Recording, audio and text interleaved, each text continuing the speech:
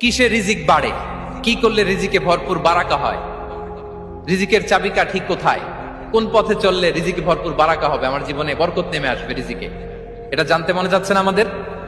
হ্যাঁ, কষ্ট হচ্ছে আপনাদের? কষ্ট হচ্ছে? তাহলে কি করলে রিজিকে ভরপুর বারাকা হয়, কি করলে আমার জীবনে ভরপুর বারাকা নেমে আসে, এই পয়েন্টটাতে আমরা একটু আলোকপাত করি। যেসব কাজ করলে আমাদের জীবনে রিজিকে আসমানি বারাকা নেমে আসবে, আমাদের রিজিকে আসমানি বারাকা নেমে আসুক, আমরা চাই কি চাই না? সবাই আমরা চাই নিশ্চয়ই। যে কাজ করলে রিজিকে আসমানি বারাকা আসে, এর এক নম্বর হচ্ছে তাকওয়াল্লাহ, আল্লাহর ভয়।